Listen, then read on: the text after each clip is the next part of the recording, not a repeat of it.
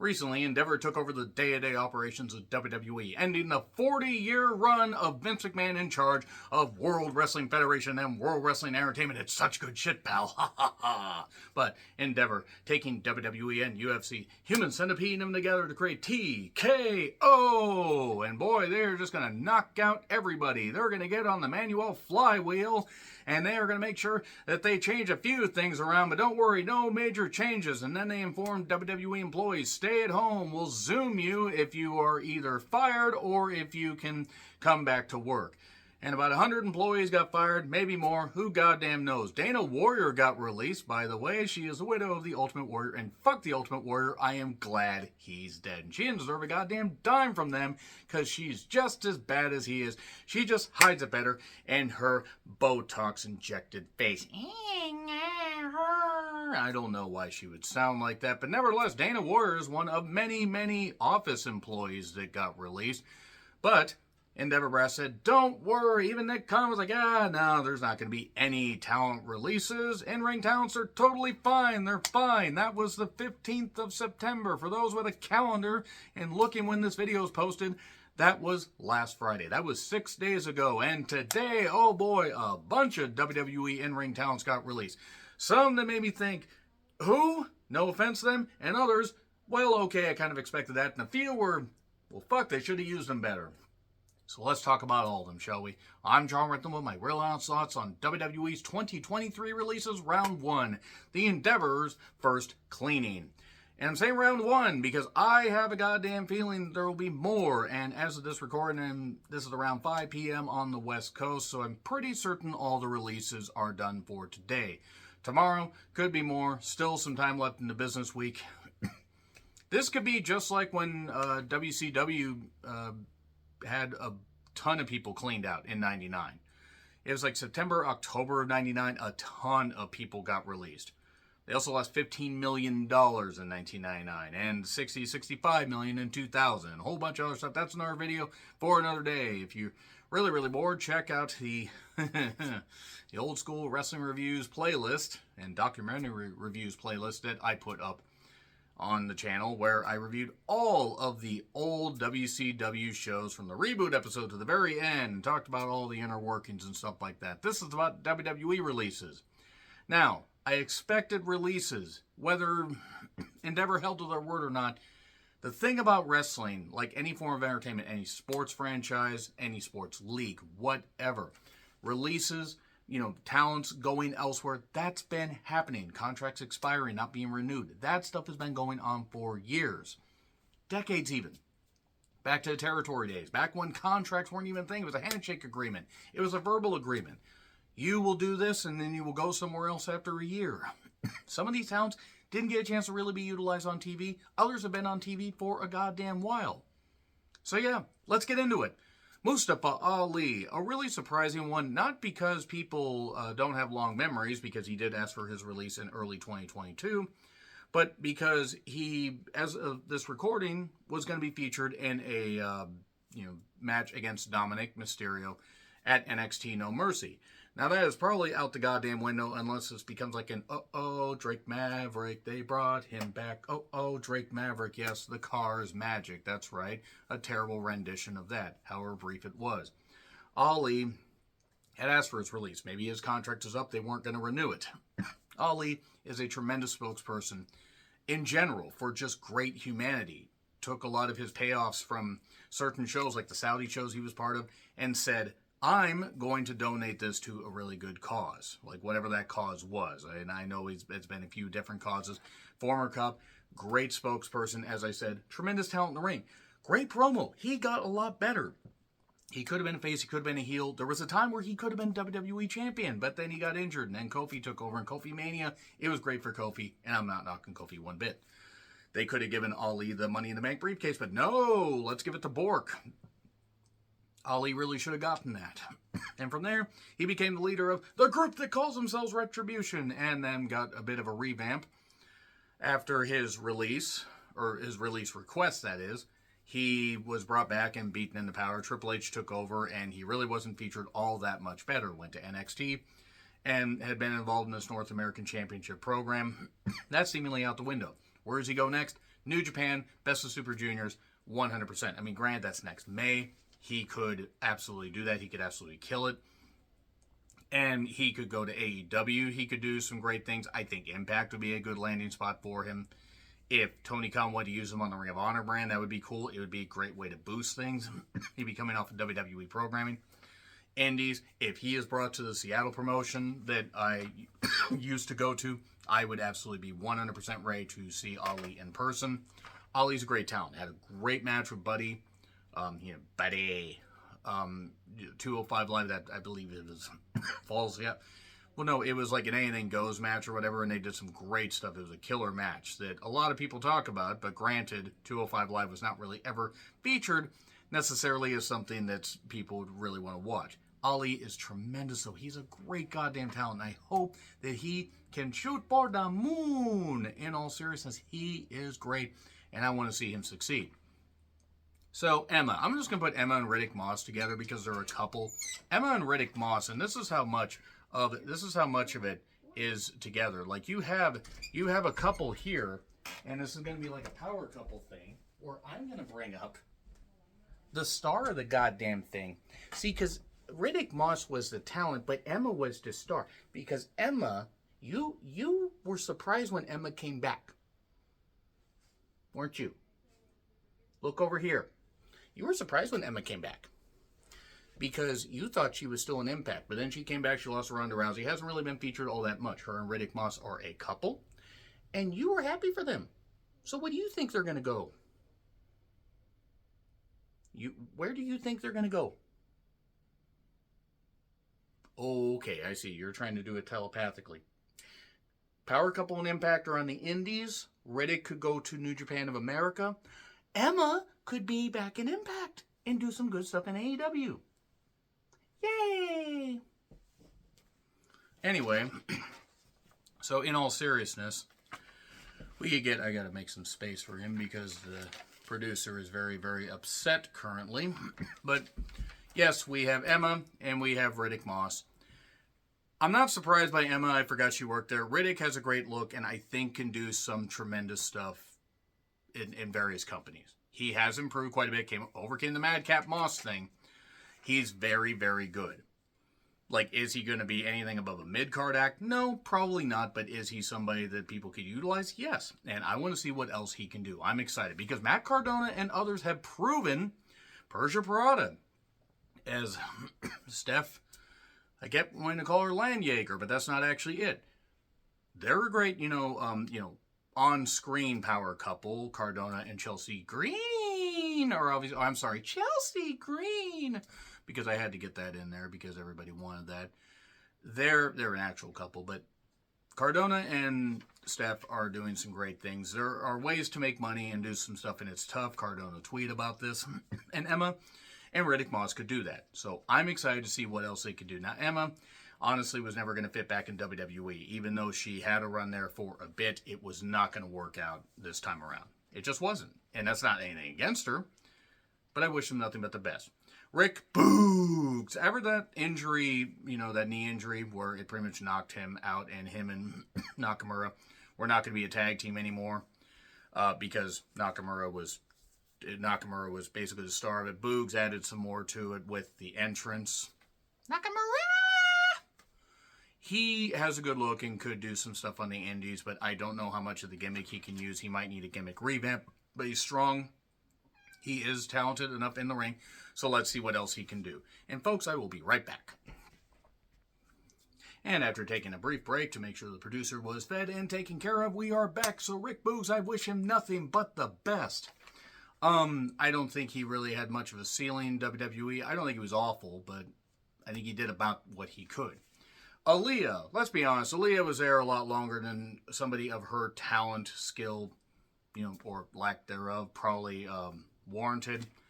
I'm not saying she was awful, but she was there for a while. And what did she do? Did she improve? Not really. She teamed up with Raquel at that brief feud with Natalya. And that was about it. So, Aaliyah could work on the Canadian independents. I believe she is Canadian, if I'm right. Sure, Impact could use her. Really, could she do anything in AEW? They already have enough women that are that have only been in the ring for a couple of years. I mean, Sky Blue's better than her. I've never been the biggest fan of Lee, and I don't wish anything, bad for her, but what else can she do? Let's see how she can do outside of WWE bubble, because she didn't do much while in it. Top Dollar, besides doing that flop dollar thing and Michael Cole getting a lot of mileage out of that, and him doing that dive where he somehow didn't leave the ground and nearly killed everybody, including himself on that dive. That was a miracle. Go back to hosting WWE's Most Wanted Treasures or stuff like that, or go back to hosting other programming and don't get in the ring, because he's not good. He will never be good. None of us will live long enough to see him get good. So, Elias, after getting that tremendous reaction, it's like having a basketball team in Seattle, and that was just a few months after that Intercontinental Championship program with Seth Rollins at the time, where Elias really should have been the Intercontinental Champion. I really wish they would have given him at least a short run. He got that reaction in Seattle, and I was there at that show. The boos shook the goddamn floor. He went about as far as he could with that gimmick. Watch him go to AEW and be part of a feud with Jeff Jarrett. Impact, if he has a gimmick change, New Japan of America could use him. He could work well there, but I think Impact is very likely. I mean, he had the Ezekiel run. I hated that. Went nowhere. He had that long layoff, I think, because of either injury or Vince McMahon was just like not a fan of his. Big shock. Vince McMahon not being a fan of somebody, not knowing how to use them, and not understanding that, hey, maybe you shouldn't be paying talents obscene amounts of money when you're not going to use them. Elias, though, has the potential to at least do well elsewhere. However long, who knows. Shelton Benjamin, Kiap. Good old, stuff with Derb. That was great shit. Shelton Benjamin, a great talent, great first run in WWE. Whether he was in singles or tags, should have been, in my opinion, world champion at one point. But he was Intercontinental Champion, U.S. Champion, came back after a number of years after doing great things in New Japan and in Ring of Honor, and had minimal success, if we're being perfectly goddamn honest. Shelton, still a tremendous worker. New Japan, I would love to see him make some appearances in New Japan. Impact, absolutely. AEW could use him as a veteran to team up with a lot of the younger talents, teach him timing, teach him things, be a good coach. He would be a big benefit. Because he's been around for a long time and can still go in the ring. He's in his mid-40s and still moves goddamn well. So, wish nothing but the best for Shelton. Dolph Ziggler. This one surprises me, not because I didn't think that Dolph was invincible, but let's be perfectly honest. Did you expect them to ever release Dolph Ziggler? I sure as fuck didn't. I'm thinking this is just they didn't want to keep his contract going. He was getting paid a lot of money. Maybe he wanted to go. He stuck around after being a caddy with Kerwin White, that is, Chavo Guerrero Jr. If it's not White, it's not right. And judging by Chavo Guerrero's views on things, he probably actually feels that way despite not being white. Idiot. Him and Vicky. But, that being said, he then was also Nikki of the Spirit Squad and reinvented himself and came back as Dolph Ziggler. Got one of the biggest pops doing that cash-in right after WrestleMania 29. Some great stuff. And even though Dolph was beaten into power quite a bit, former world champion, former Intercontinental Champion, former U.S. champion, unfortunately, concussions and just an overall view of him just not being the perennial possible main eventer based on work rate alone. And he was good on the mic. He really should have been used a whole lot better in the last year, but no, he had to put over the Easter Island-looking motherfucker Funko Pop McTuna. But now Dolph can go elsewhere. Or he can do his comedy routine, go to Hollywood and stuff like that. But AEW to team up with his brother, Impact, some Japan work? You're telling me that Japanese companies wouldn't want to be knocking down his goddamn door to say, hey, come face our guys? I think he would do quite well there. I'd love to see him in a Japanese environment, even if it was just for a few shots. But Dolph could absolutely fucking kill it anywhere he goes. They fumbled with him quite a bit, but he got a lot of money for a long goddamn time to be there, and there we are. So, let's run through the NXT people really quickly. Alexis Gray, I'm not familiar with her, but apparently she was one of the newer recruits, that is, did not get a chance to really appear. I saw stills of her. Let's see what she can do on the indies. Quincy Miller. Now they've named this person and Quincy Elliott. Now, if Quincy Miller is a different person, I wish them nothing but the best. If Quincy Miller is Quincy Elliott, let me just run through with Quincy Elliott really quickly. Mabel now could wrestle better than them, and Mabel's been dead for coming up on almost 10 years. The whole Super Diva thing was weird. That Scooter must have been crying because of that bulbous goddamn, impossible to hide physique, which, yes, you can be a bigger individual and do stuff, but Quincy is proof that just because you are a larger individual doesn't mean you are cut out for the wrestling business. And also got in a few snafus, not exactly being the most intelligent individual, being very immature and not ready for the spot. And I don't know who's going to hire them for much of anything. Go find something else to do, Quincy, because you weren't cut out for this shit. Kevin Ventura Cortez. I don't know who that is. Best of luck. There are some of these people I don't know. Some of these people are just recent recruits or in the last year. I don't know. Same with Daniel MacArthur. I don't know. But nothing but the best. Bryson Montana. I only saw pictures, but based solely on look, he will get work. AEW could use him as a heavy. Impact could bring him in. He could get some stuff in New Japan. They need some bigger guys. Let's see. New Japan of America, at least. Let's see how he does. But no, in all seriousness, Kevin, Daniel, Bryson, however, now, same with Alexis. If I'm not familiar with them, still wish him nothing but the best. So, Dana Brooke. What is Dana Brooke doing? Her best. Look, I have mocked the fact that Dana hasn't improved all that much. There are some that said she was doing the best work of her career. And yes, I won't argue that she was doing the best work of her career, but that was also on a very low plateau because even though she tried, she's a great athlete, fitness, and has tried and improved and tried to put in the work, rather. She hasn't really improved enough for somebody that's been in the ring for been in the company for 8 years. If she had been in the company for just a couple years and it was like this, sure, 8 goddamn years and this is the best. She's better than Aaliyah, but that's not saying much. Because I think Aaliyah the singer was probably better in the ring than both of them, and she never got in the ring. And also she's underwater and has been for a while. That was mean. Let's get back to Dana Brooke here. Dana Brooke, she could team with Emma in the Knockouts division in Impact. They could bring her into AEW. I don't know why. They already have enough women that are as experienced or, maybe even a little less experienced in the ring as far as years and are better. If Dana wants to stick with this, fine. She could do Hollywood stuff. She could do stunt woman stuff. She could parlay it into a second half of her career. I don't know if she's going to necessarily be cut out for wrestling, but it is what it is. Best of luck, Dana Brooke. In all seriousness, best of luck. She suffered a lot of personal losses, a lot of stuff that was going on in her life. I believe a significant other of hers passed away a few years ago. People harped on her. I don't know why people harped on her. I really don't necessarily get that because that is not the wrestling character. That is a person. Let's leave the person alone. But nevertheless, Dana Brooke, best of luck. Even if I never cared for her as a wrestling character, I wish the person nothing but the best. Mason Mansoor, a.k.a. it was me, Dio Madden, who was on commentary for Raw for a bit. That was something that actually happened. He wasn't bad. It was odd. Tall, he could get a chance to, do some good things in WWE, or not in WWE, well, maybe in WWE if they bring him back in a couple of years, but AEW, Impact, New Japan, maybe New Japan of America. Mansoor, maybe stuff on the Indies, maybe some shots in AEW. Maybe an X Division, spot in Impact, but I don't know what else you could really do with him because he's all right, but he's not great.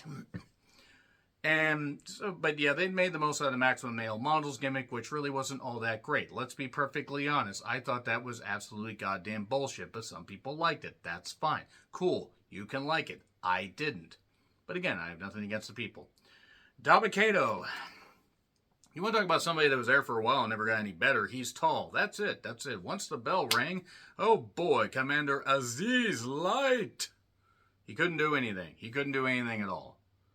I never saw him have even a halfway decent match. Any match that of his that was passable was strictly down to his opponent because he was a big lug that looked impressive when he stood there. And then he decided to move and it was like he had legs for arms and arms for legs. So, I don't know where the hell he can go. He's been in the company for multiple years, 6 or 7 years, I think. At least 6. And he never got better. And was put on TV enough to where he should have gotten better. Shanky, speaking of people who never got better, apparently he was on the Superstar Spectacle and fought Gunther. And they chopped the hell out of each other, and he did that. He will always have to dance. And he can dance elsewhere. Where is he going to dance? I don't goddamn know. Another tall guy that can't do anything. Proof that size doesn't always matter. Maybe they'll have him face Giant Silva Jr. or team up with Giant Silva Jr. Maybe Shanky can make him look halfway decent because Shanky is actually better in the ring. How scary of a thought is that? Ulyssa Leon is the last name on the list as of this recording. She was the one, along with Valentina Feroz, that were a team that did fine. They did the most they could with their TV time, but were they great? No, not really. And, I mean, were they bad? No. They stood out a little, I guess, trying to improve their characters. Or were they great in the ring? No. Could Ulyssa do well on the indies or in another company? Sure. She's 27, coming off of an ACL tear, had been back for a few months. Let's see what else she can do. But her and Valentina, So you may see another one of these by tomorrow or Saturday if there is another round of releases, which there probably will be. Because Endeavor is probably going to say, you know, we're going to gut NXT. You know why we're going to gut NXT? Because you're paying a whole lot of people a whole lot of money, and they're not really doing anything. And also, they are part of the flywheel. Thank you, Mr. Manuel. You and your fucking flywheel. That is it for the releases. Let me know your thoughts in the comments. Like, share, subscribe, Twitter handle in the description. I'm John Ritlin. I'll see you soon.